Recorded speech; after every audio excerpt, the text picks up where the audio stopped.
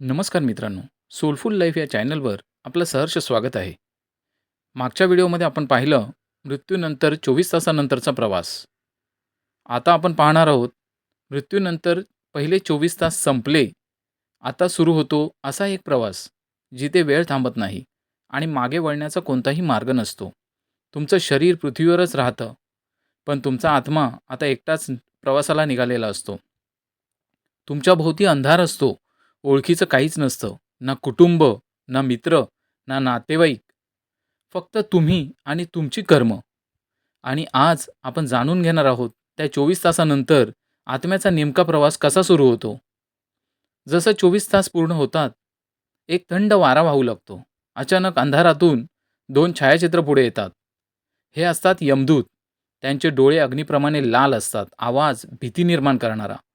ते तुमच्याकडे पाहतात, जणू त्यांना तुमच्याबद्दल सगळं माहीत आहे. चांगल्या आत्म्यासाठी ते शांत असतात, एखाद्या मार्गदर्शकासारखे.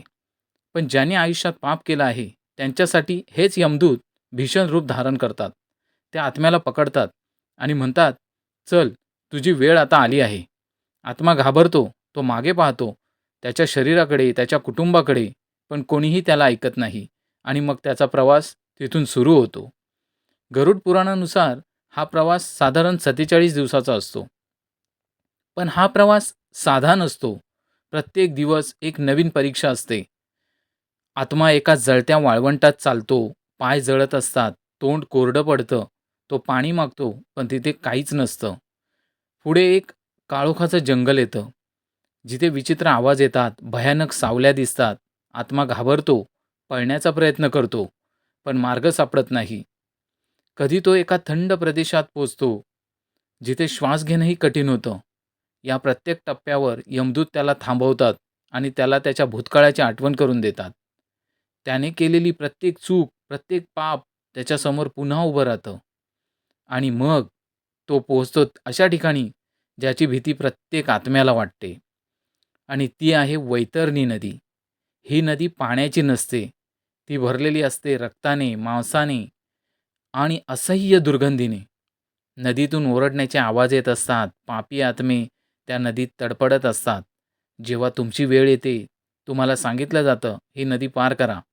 पापी आत्मा तो त्या नदीत पडतो. तो बुडतो. तसा तो अजून ओरडू लागतो, "वाचवा, वाचवा!" पण कोणीही येत नाही. आणि पुण्यवान आत्मा, पण ज्याने आयुष्यात दान केलं, गायदान, अन्नदान असे दान केलेले असेल, तर अशा पुण्यवान आत्म्यासाठी एक अदृश्य शक्ती त्याला मदत करते. ते सहजपणे ती नदी पार करतात. या संपूर्ण प्रवासात एक गोष्ट स्पष्ट होते. जीवनात आपण जे करतो ते कधीच नष्ट होत नाही. तुमच्या प्रत्येक कृतीचा हिशोब ठेवला जातो.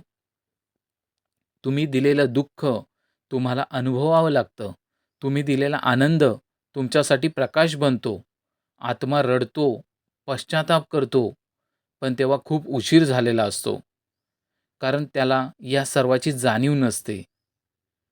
47 दिवसांचा प्रवास असाच संपतो आणि आत्मा पोहोचतो एका विशाल दरबारात. सिंहासनावर बसलेले असतात यमराज. त्यांच्या बाजूला असतो चित्रगुप्त, ज्यांच्याकडे असतो तुमच्या आयुष्याचा संपूर्ण हिशोब. एक कर्म वाचलं जातं.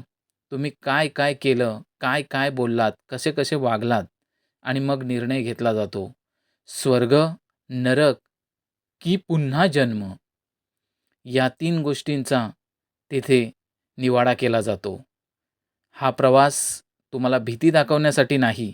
हा प्रवास तुम्हाला जागं करण्यासाठी आहे. कारण आज तुम्ही जे करता, तेच उद्या तुमच्यासोबत जाणार आहे. म्हणून जगा असं की तुम्हाला त्या प्रवासात भीती वाटू नये. तो प्रवास सहजगत्या तुम्ही पार करू शकता.